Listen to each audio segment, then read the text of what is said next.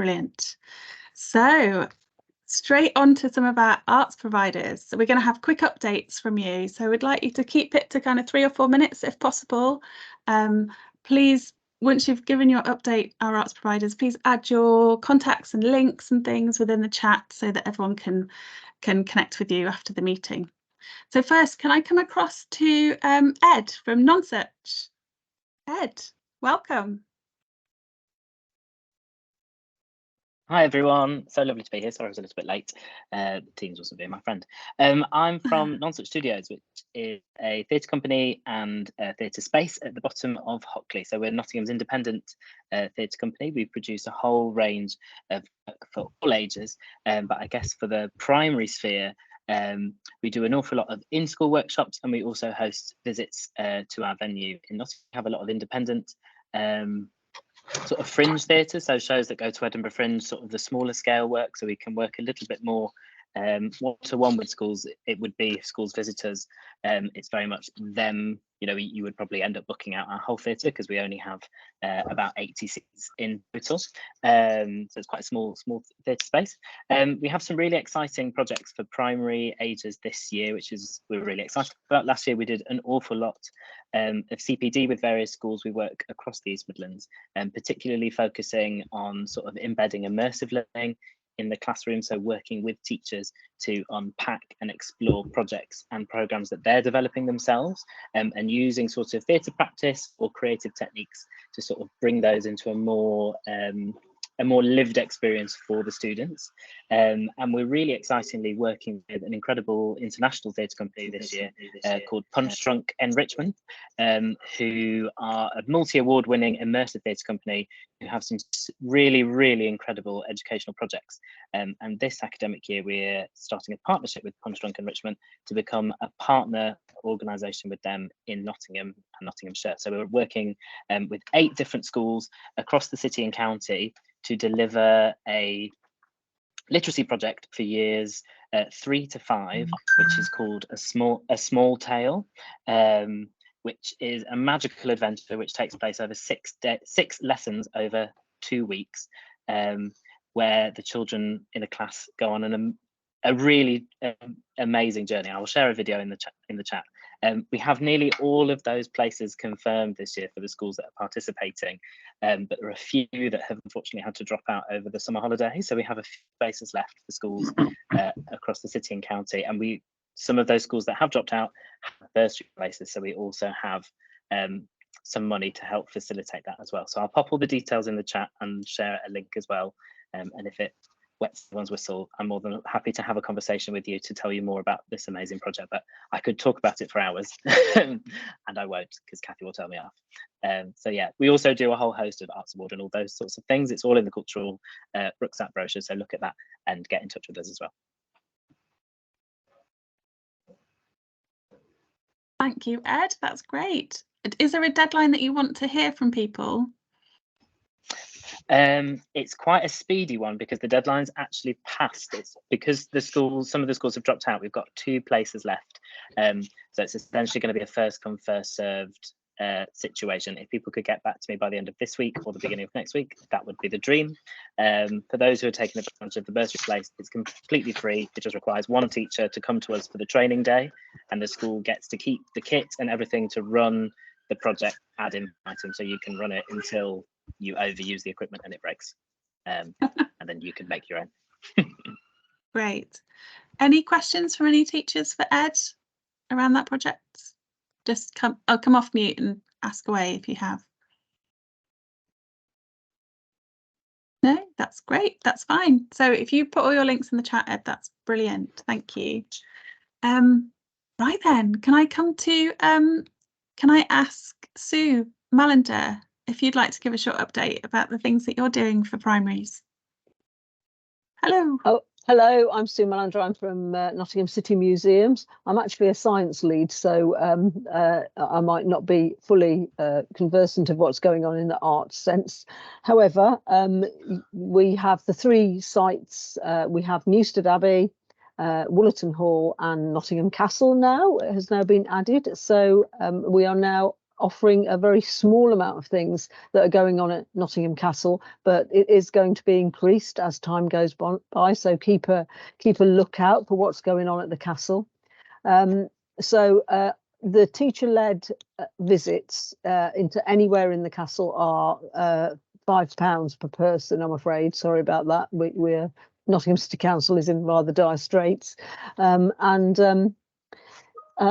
it's absolutely marvellous. Now it's all been completely refurbished, and the art gallery is just marvellous. And we're also offering cave tours as well as a separate activity. And again, they're really brilliant. We're about to offer Urban Nature Project. So the Urban Nature Project, which I know a lot about, is a project that's being run by the Natural History Museum in London, and it's all completely free, and it includes bus travel if you need it. So it's particularly aimed at schools where there's a high proportion of children who are from areas of multiple deprivation, and also disabled and children. And it's the higher levels primary, so aged year 5 and over, although we do take year 4s and they can come back as year 5s to do a session again. So we offer a workshop, which is an ecology workshop looking at plants and invertebrates. And then in the case of Woollerton and Newstead, because it's in all 3 areas, we also do a pond dipping, or rather river dipping in the case of Newstead, activity. Looking at doing a water investigation in that area. We can also offer tree trails as part of the Urban Nature Project, invertebrate hunts. So it's like, and you can follow whatever you want to do, really. And the idea is you get the children to be asking scientific questions, but they can then go on to do Crest Awards. And again, we pay completely for them to do the Crest Discovery Award. And we have sessions where we have real scientists come in and do demonstrations and talk to the young people, and the young people can come and tell us about their research that they've been doing for the Crest Awards. So we're planning to do one of those as part of the Festival of Science and Curiosity in February. That will be at Woollerton Hall. And again, this is the last year of the programme. So whether there'll be anything else coming from the Natural History Museum in London afterwards, we don't really know. But if you would like to get into the Urban Nature Project, then please, I'll put our websites up and you can join in with those. But we do offer quite a lot of other activities, obviously, which are of a historical or artistic nature. So, for instance, we run Newstead Abbey Victorian Christmas. I'm afraid we are absolutely fully booked. Is that correct, Amanda? Newstead. We've got a couple of places if you're still interested. So there is a charge for this, but it is an absolutely marvellous event, and that's for any primary school age child apart from foundation. And it's a truly wonderful experience. Quite a lot of the children say to us as they leave that it was the best day of their lives. So they all dress up as Victorians, and it's like being immersed back in time. We all play the part, so it's absolutely marvellous.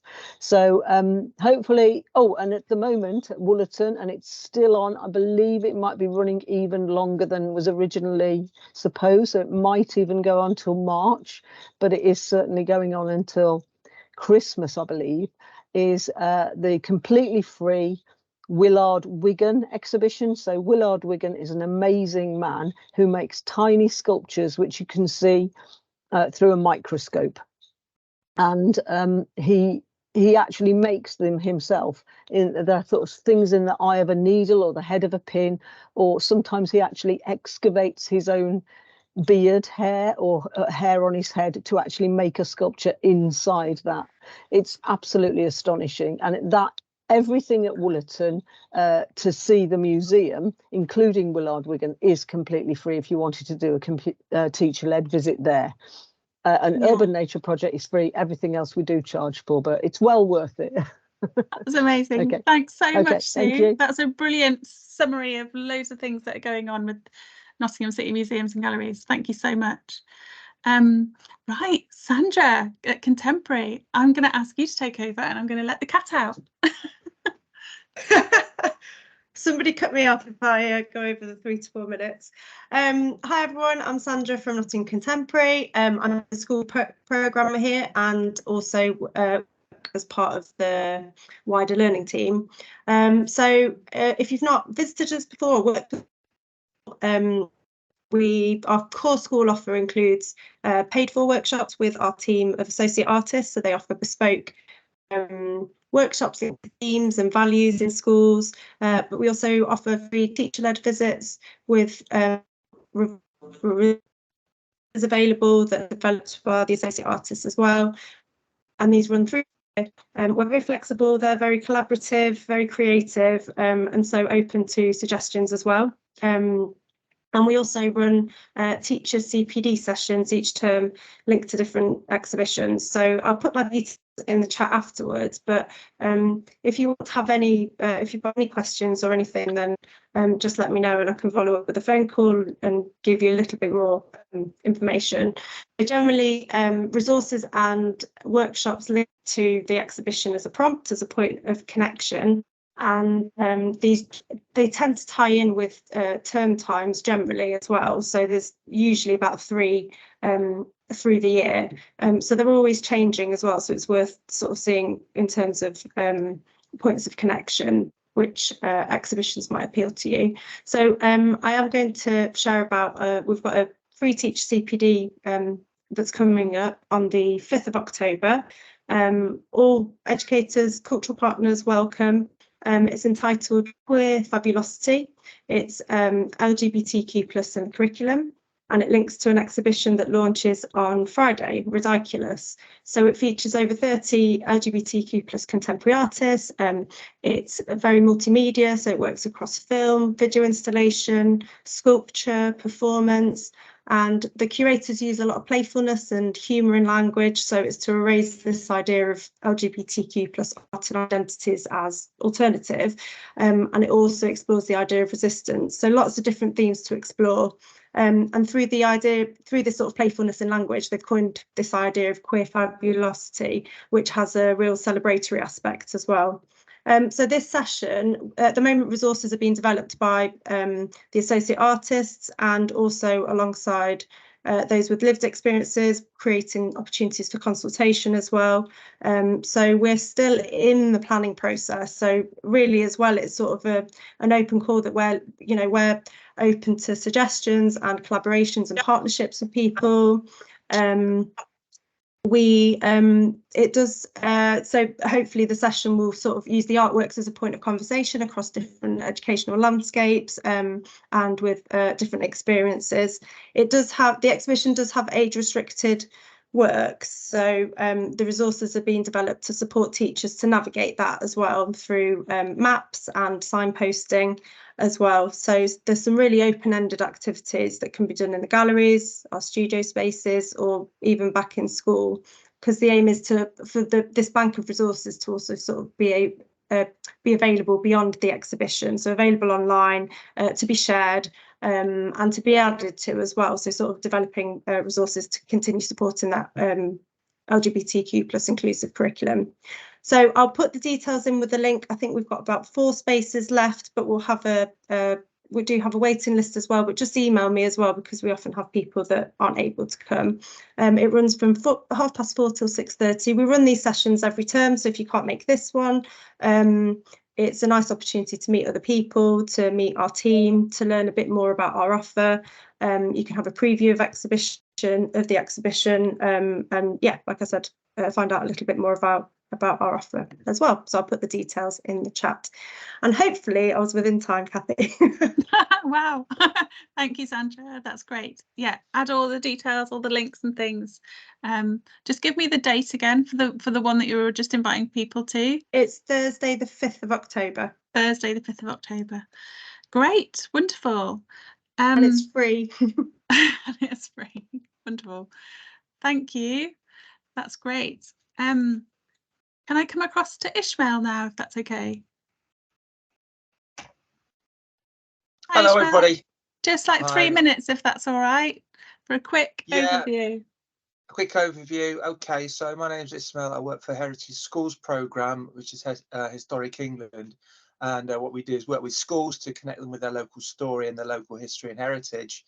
So we think that connecting the story with place is really important, and teaching history through the locality, it really is makes it very, very relevant to the children and your pupils and the community.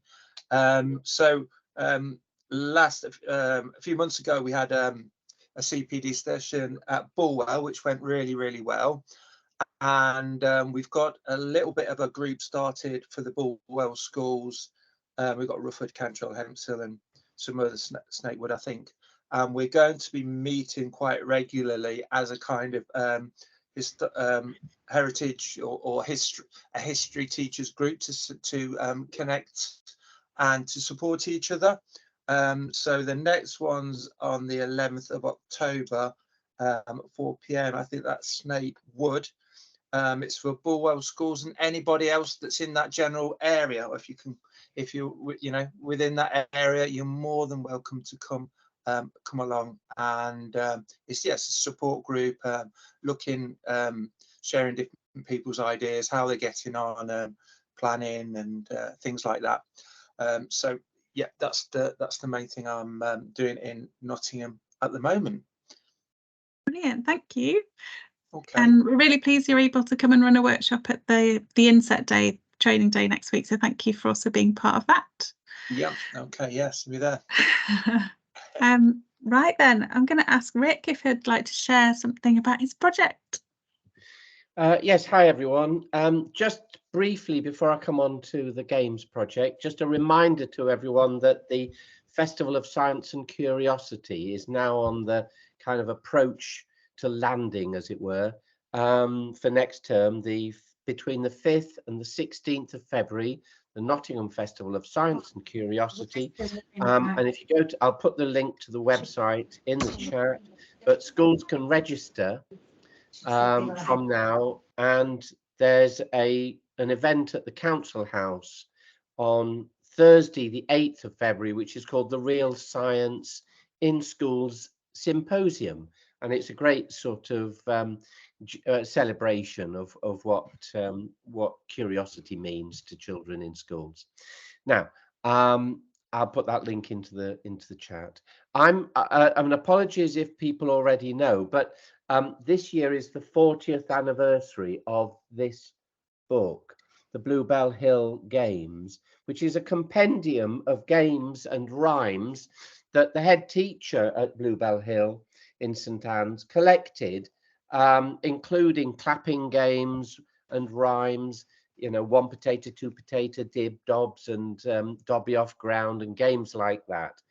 And I'm working with Professor Chris Hall, no relation, from the University of Nottingham on an update for the Bluebell Hill Games, because we want to know, we'd like to collect what children are playing in their playgrounds now and how different they are, and what's been the effect, as it were, of a wider diversity of cultures and traditions in games that children play and the rhymes that they play in the playground.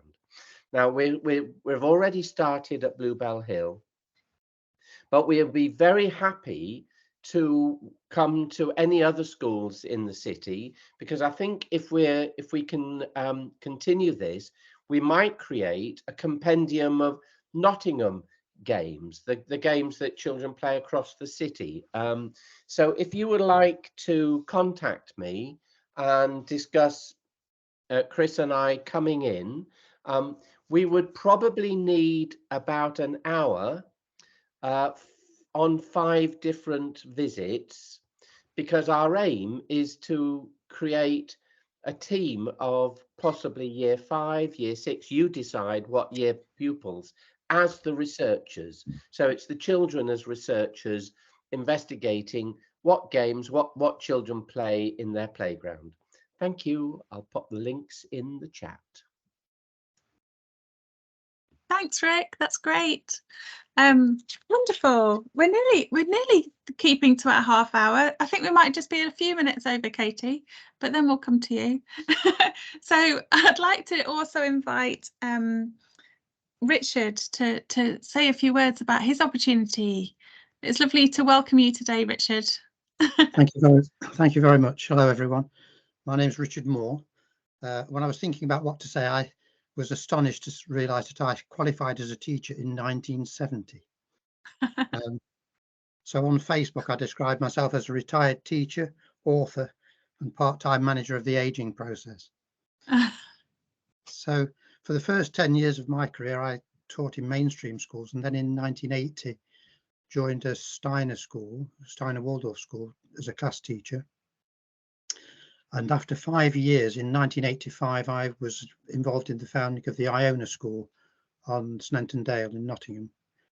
I worked there until 2020, so I retired when I was 72, although the last few years had been part-time.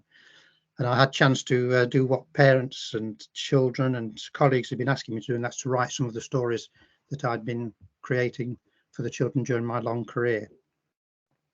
If you ask me if there was one takeaway from my career as a teacher, I would say that children of primary age need an arts-rich education.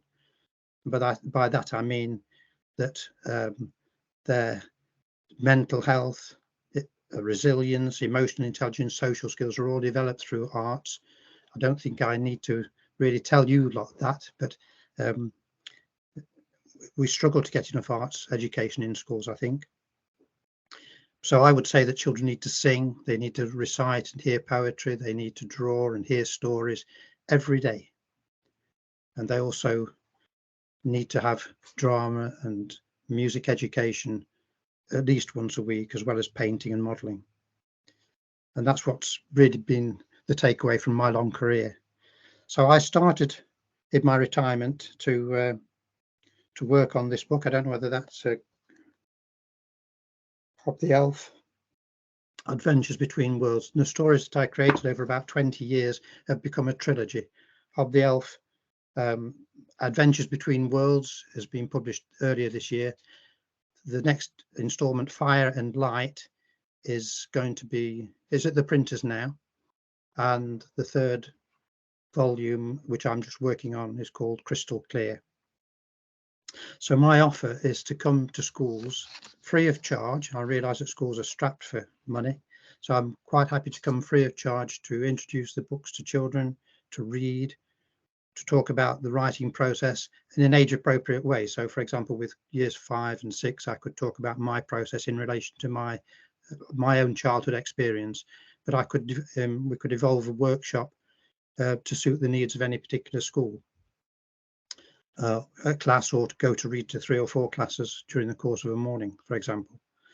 So I'm offering that free of charge. Some people say I shouldn't be doing that, but I'm quite happy to do that, but on the basis that I would hope that schools attempt to sell some of my books to pupils. And I can be contacted on hobtheelf@gmail.com, which I can put into the chat. Lovely. Thank you, Richard. That's great. I think the final arts partner that's here is Shanine from Diversify Education. So Shanine, are you here? Yeah, hello? Oh, hi. Hi, yeah. I'm You're Freddie. not Shanine? No, Shanine is out on a meeting somewhere, so I have to step in and do this one. Oh, lovely. If you could just really quickly just give us a quick rundown of what's available for primary schools and how they can connect with Diversify, and then we'll move on to the next section of the meeting. But it's lovely to meet you. Welcome to the Primary Culturemeet. Thank you. Happy to be here. So, in a nutshell, what Diversify Education Communities is looking at is, so I'm Freddie. I work with Diversify. I'm a community engagement project worker. Nice to meet you all. So, in a nutshell, what Diversify is looking at doing for primary students within the community and also across Nottingham cities. In our calendar for the end of the year, in November 6th, we're planning on initiating and launching a youth festival. So this youth festival is targeted at looking at, it's a youth leadership program and community activism project. So we're looking at engaging the youth from between the ages of 8 to 11 across the community, which is Beechdale, and also other schools across Nottingham.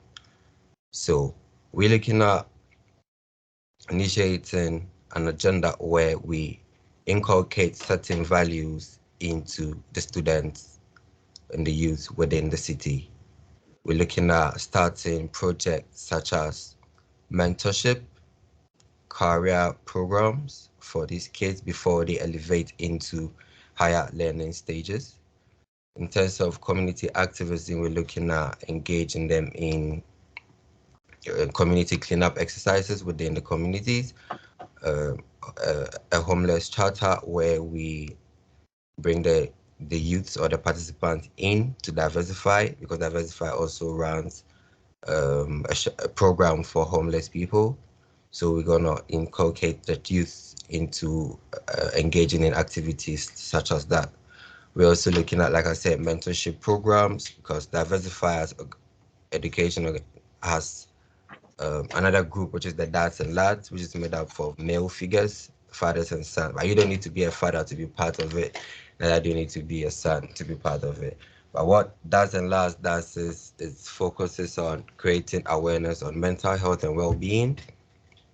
So we have a number of father figures in this group where we're looking at drawing them into playing roles in mentorship, because we have people in career lines such as we have teachers like yourselves, we've got counselors, most of them are counselors in and across Nottingham. So we're looking at starting a program where these individuals can meet up with these kids on a one-on-one basis, where they can have personal sessions with these kids. So we're looking at creating a safe space for where these children can express whatever they feel. Yeah, looking at situations where some of these kids do not have fathers at home. It sometimes makes parenting difficult for the mothers, and some of the mothers sometimes do say that, well, they wish they had a male figure at home. So we're looking at creating that safe space for the parents, for the mothers as well, where you know what, if you're having a hard time with your son, just join the group. We'll match up your children with these professionals in the industry who can, have sort of create a bond with these children and just hear them out. Because sometimes there are some things that these kids might not feel comfortable sharing with their mothers, but they might want to tell someone who they might feel might understand them on a more personal level. So we're looking at creating this youth leadership and community activism so we can target issues such as this. Also, we're looking at launching a Black History Assembly. So we'll be doing that with the organization with schools in and across Nottingham. So for Black History Month coming up in a couple of weeks. So what I'm going to do is at the end of I'm going to drop my email in the comment section that any of you schools that might be interested in engaging Diversify Education to participate in these school assemblies, you just drop me an email and I'll share whatever information you need to share. Thank you so much, Freddie. Yeah. That's I'm going great. to share in our newsletter we just came up just about a week ago. It details a string of activities that we have planned on for the rest of the year. So thank you. Yeah, Diversify, it's an amazing organisation. Thank you so much for joining us and telling us a bit more about what you do. Thank you. Drop all your links in the chat, everybody. Now, I really appreciate all of the arts providers being here and sharing the things that you've shared. You're welcome to stay for the second part of this meeting, or we totally understand if you need to now log off and go and do your thing. But the next part of this session, unless anyone has any questions, teachers, just quickly, do you have any questions for anything you've heard so far? You can, let me just quickly open the chat in case anything's come in there. I don't think so. So if there's no questions, then we'll let the arts providers go if they want to, or you're welcome to stay and get a bit inspired by Katie yourselves. So yeah, feel free to leave if you need to. And it's been lovely to see you. Thanks very much for your support. Right, I'm really happy now to introduce Katie. So one of the things that we really wanted to do within Culture Meets going forward was to have a section where we invite an artist or somebody, or it might be a scientist or engineer or somebody that's part of the Creativity Collaboratives programme, to offer us some creative ideas, things that you might be able to take away, just have that little bit of inspiration and skill sharing within these sessions too. And it might be that this that hopefully you're able to share things that you might want to do in future sessions. So we're starting off with Katie Sandoval today, who's going to share some ideas. And if any of the teachers know something that they think works brilliantly, that they use every year, that they think is just a brilliant idea, or things that you've found separately, we'd love this to feel like a community of practice where you can share those things with others as well. So I'm going to introduce Katie. Thanks so much for being here, and I'll let you give yourself an introduction if that's all right. But I'm so pleased. Katie was one of the first teachers that I met when I started in this role 4 years ago, when she was working as a secondary teacher. And now I'm really pleased that she's part of the Creativity Collaboratives project and has been working with all kinds of different settings over the last few years. So welcome, Katie. Hi, Kathy. Thanks so much for that great introduction. And it's been super interesting to hear about all the interesting things going on in Nottingham. So as Kathy said, I've been working in secondary, and more recently I've been working across a range of settings, and specifically for primary with creativity collaboratives. I've been involved in doing artist residencies in 3 different schools, at Rosehill Special School, Rufford Primary and Welbeck Primary. Which has been a brilliant experience. And what I want to very briefly try and share with you today is a little bit of a flavour of one of the activities, maybe 2, but probably just one of the activities that's been a great success with primary children. And I would add that this activity actually you can do from the age of basically 3 to like 83. So it's an activity that's inclusive for everybody, and was extremely well received by children with severe autism, children that are non-verbal, etc. So this is an activity that everybody can do, and the results are, I personally think, amazing. And more importantly than anything, the children absolutely love doing it, and the teachers like it too. So it's a win-win. So the activity, I'm just going to show you a couple of slides of a presentation that I created. Just bear with me as I'm just going to share my screen, hopefully. I'm fluent in Zoom, but not so much on Teams. So, okay. Am I sharing my screen? Not yet. Okay, not yet. Here we go. Now? Yes. Perfect. Yeah. All right, excellent. So just a couple of slides. Oops. Just quickly, we can see the general info box as well. So. Oh, okay. Oh yes, get rid of that. Sorry. It's all right. There we go. Right, we can see Thank you. Now. I've got such a tiny desk. I've got like materials, cameras, lights, the lot. Okay, so this is just a little page, just a little snapshot of myself. I have a studio at Backlit Studios. I don't know if any of you are familiar with that, but that's a gallery and space that you can hire as well in Sneinton, just off Sneinton Market. So it's a good place to know about. My practice, I'm really interested in nature and kind of time and how all that works together. And during the, dare I say it, the lockdown, I really got into collecting leaves in my local area and in my garden, and kind of really analysing what I had around me, really, what I could do with the stuff that I had around me. And I discovered this technique called cynotype photography. I did teach A-level photography for 10 years, and yet in all of that time, I didn't actually get into this technique at all. This is a non-camera technique, so you don't need a camera, and all you really need is a couple of basic materials to do it. It's a great technique from the point of view of being a cross-curricular theme or topic, because it goes right across science, biology. You know, there's a historical element to it because it's a historical technique. So you can really go really deep into the technique and all the things around it, or you can purely concentrate on the visual and the sort of technique and fun aspects of it. So that's just a little slide on that. On the right, I've just written down, you know, some of the areas that you're going to touch with using a technique like this. And individual teachers, you know, would want to change it to whatever their preference is and what their angle is. But ultimately, those are all kinds of things that can be discussed with it. And these are the kinds of results that you get, sort of very basic results. The whole process, you can do the process in 15 to 20 minutes. But what's great about it is that you can develop the skill of what's called iteration, where you make one, you look at what you got, and then you make another one and make slight alterations. Now, obviously in a normal art lesson in school, you know, you've got an hour. If it's a really sunny, bright day, you could probably do 3. So the children get to experience that progression and that exciting kind of idea of variations that they can do. I've been doing whole day workshops, which is obviously an incredible luxury of time, but that really allowed children to kind of really get stuck in.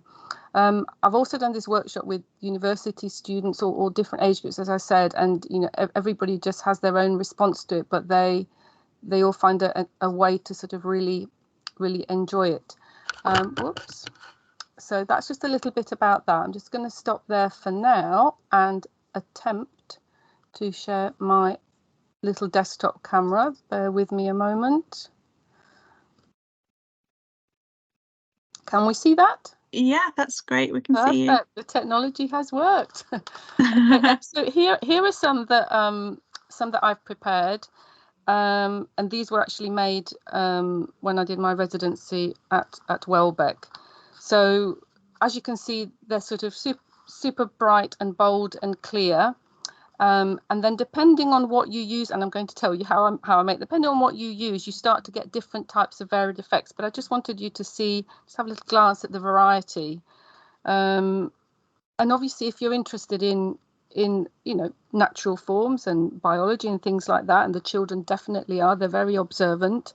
I like to include like a little tour around or a little nature gathering or leaf gathering trip out of the classroom to go and collect these things, which they absolutely love to do. So it just really breaks up the activity as well, and it appeals to all different types of learners. So these are the materials we use. We use this paper called cynotype paper. I will put some links in the chat, but I buy this from a company called First Call Photographic that supply lots of schools photographic specialist materials. The paper comes inside a black light sensitive bag. The paper is itself coated with light sensitive chemicals, and this is what, when you hear the word blueprint, this is the original blueprint process. So what you have to do is you basically take the paper out of the bag. Comes like this. You take the paper out of the bag and it looks like this sort of pale green colour. I'm just going to pop that back in the bag because I've got one that I made earlier. It's just been sitting on my window ledge.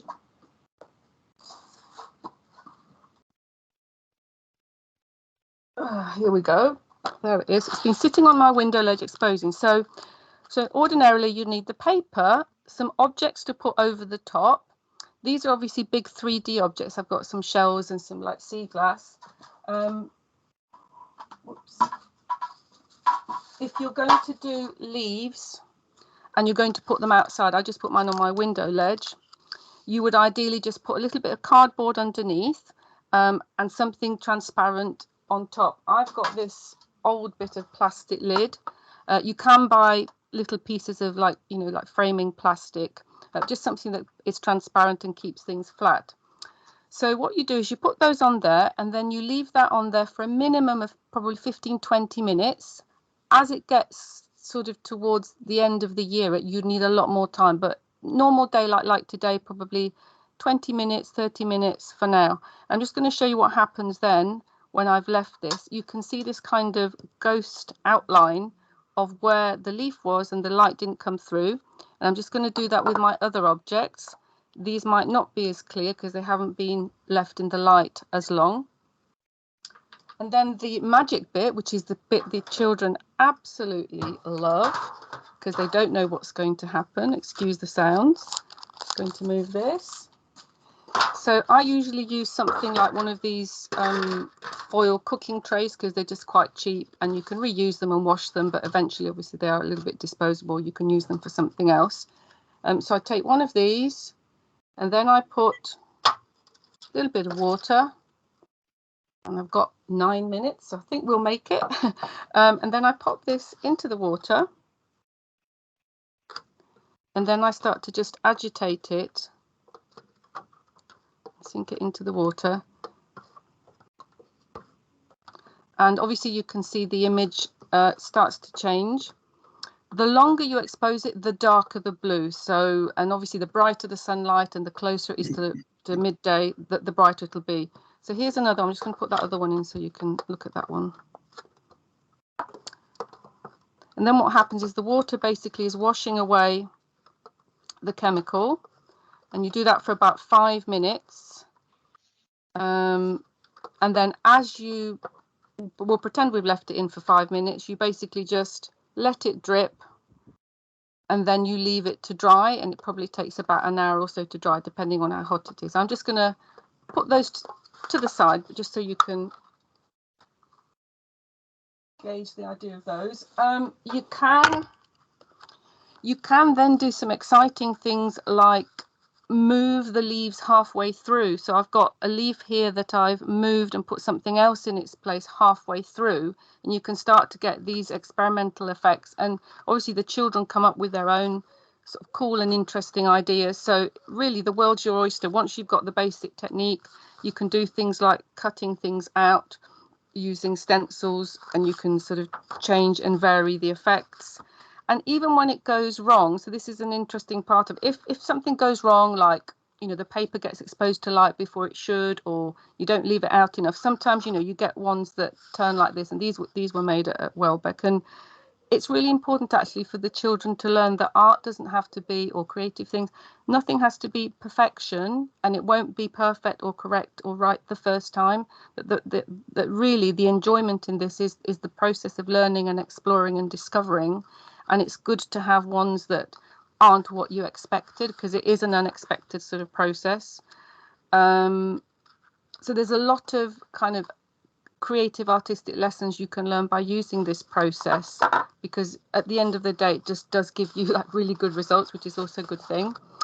And then obviously when you have all of these gathered together, if I'm just going to go back to my screen, right, can we see the PowerPoint there?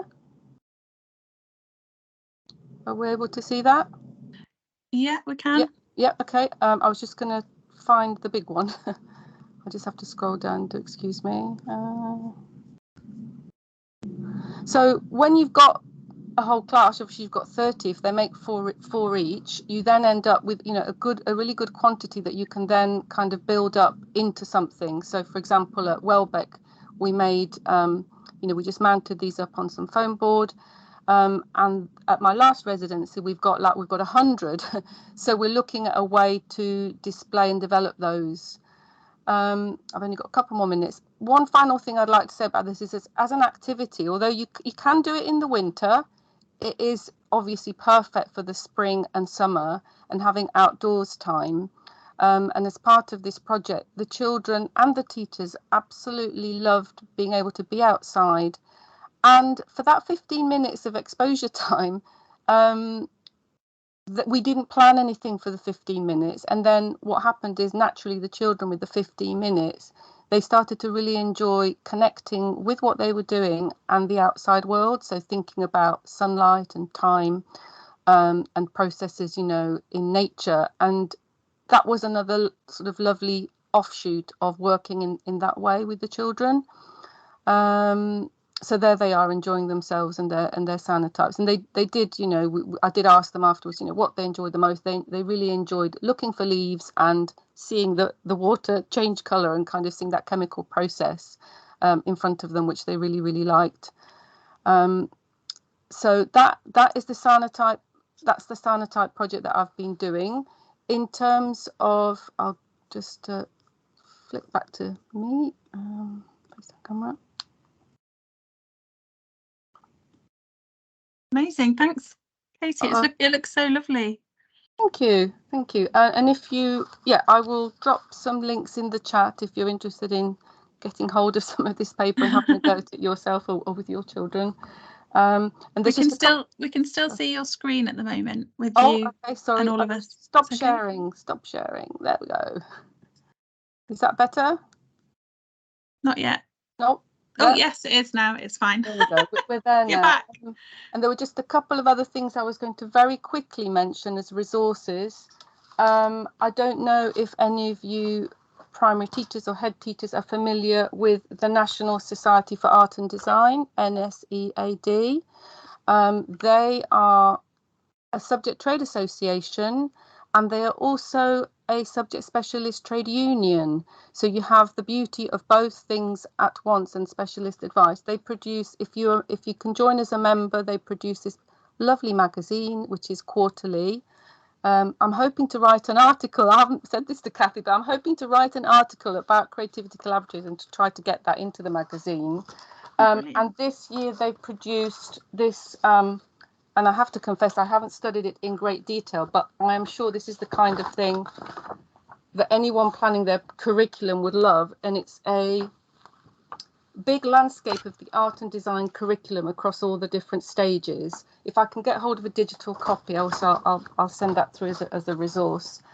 So that's all I've got to say. I'll put some links in the chat for where you can get these materials. And obviously, if there's anybody who wants to go and have a go at doing this, more than happy to have a chat with them or have a Zoom or whatever chat with them and help them out with kind of getting it going, lesson plan or whatever. All right.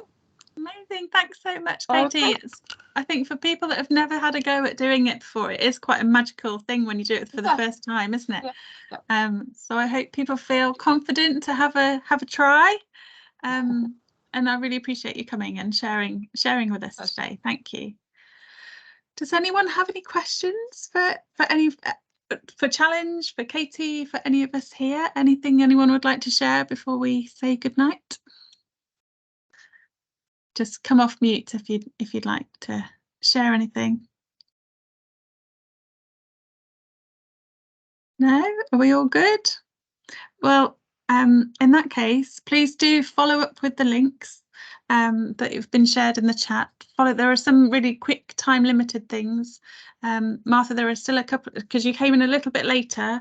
There are a few things that are earlier up on the chat. Some schools with Nonsuch and the Punch Drunk opportunity that are bursary places that are still open, but he really kind of needs to know this week. And some free sessions with the Royal Wigan at Woollerton Hall, some amazing opportunities. So I really hope that you can take them up. And please do get in touch with me as well. Let me know what you're doing. Let Ash and I kind of promote the things that you're doing in your schools, because it's really fantastic to hear that what we're doing here and bringing you together kind of works, and that you're getting from it what you need. So any suggestions or feedback on this session would really appreciate, and I'll pop my email in the chat too, so you can get in touch with me. But thanks so much, everybody. I really appreciate your time, and I hope you feel inspired. All right, take care. Bye. Bye. Thank you. Okay. Thanks, Kathy. Thanks for organising. Too slow in that chat. It's easy to just say it. Oh, that's great. Thanks, Ellen. Take care.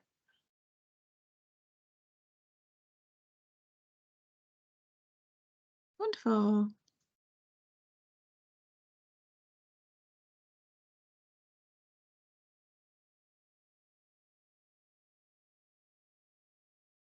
You all right, Karen, Nadine?